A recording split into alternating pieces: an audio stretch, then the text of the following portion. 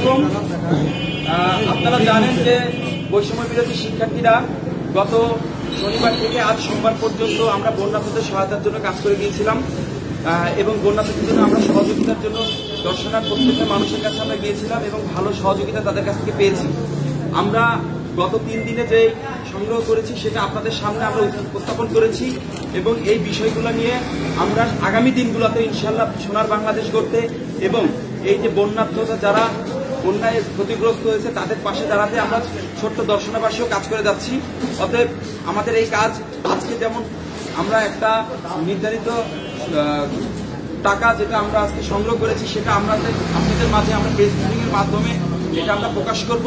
শুধু এটা প্রকাশ করে যে আমাদের আজকের এই প্রোগ্রাম শেষ হবে সেটা কিন্তু নয়, আগামীকালকে থেকে কিন্তু আমাদের প্রোগ্রাম চলমান থাকবে, যেটা অর্থনৈতিক এবং খাদ্যদ্রব্য বস্ত্র আমরা যেভাবে কালেকশন করছিলাম বিগত সময়ের মতো আমরা দর্শনার অঙ্কুর স্কুলের পাশে যে আমাদের সারিয়া শুভ মুক্ত মঞ্চ রয়েছে সেখানে আমাদের কালেকশন আগামীকাল পূর্ব নির্ধারিত সময় থেকে শুরু হবে এবং আজকের এই সমসাময়িক বিষয়গুলো নিয়ে এবং অর্থনৈতিক বিষয়গুলো নিয়ে আমাদের সামনে এবার বিস্তারিত আলোচনা করবেন আমাদের শিক্ষার্থী তহিদুল ইসলাম।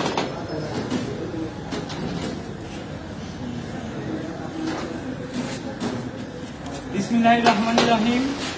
আমি সকলের উদ্দেশ্যে আমাদের আজকের হিসাব সহ সমসাময়িক অবস্থা সম্পর্কে তুলে ধরছি।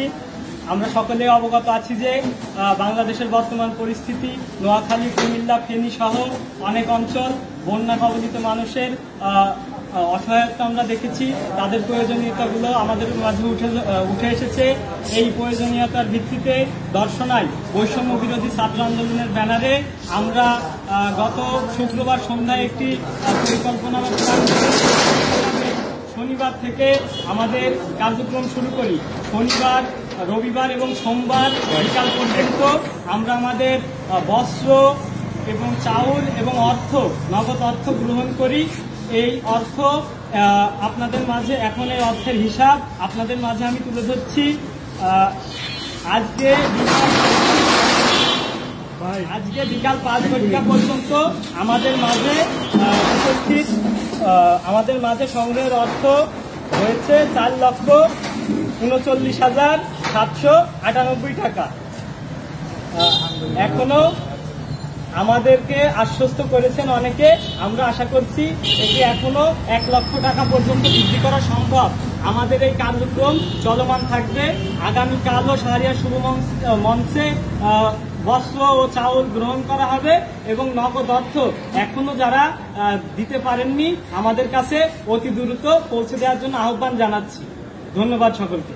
আর আরেকটি বিষয় আমরা একটু বলতে চাই যে আমরা যতটুকু পর্যন্ত খবর পেয়েছি যে আমাদের ফারাক্কা বাঁধ যেটা রাজশাহীতে, সেখানকার 109টি গেট খুলে দেওয়া হয়েছে। অর্থাৎ এটা হচ্ছে আমাদের এই অঞ্চলের কিন্তু একটা ব্যাপার।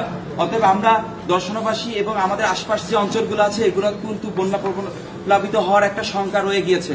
অতএব আমাদের ছাত্র আন্দোলনের পক্ষ থেকে এবং সবাইকে আমরা বিনয়ের সাথে অনুরোধ করব আপনারা যার অবস্থান থেকে সচেতন থাকবেন এবং এই বন্যা প্রতিরোধ করতে আমরা যেভাবে পারি, যদি একটা প্রাকৃতিক দুর্যোগ আমাদেরকে সকলে একত্রিতভাবে সবাই যেন ভালো থাকতে পারি সেইভাবে সবাই খেয়াল রাখবেন।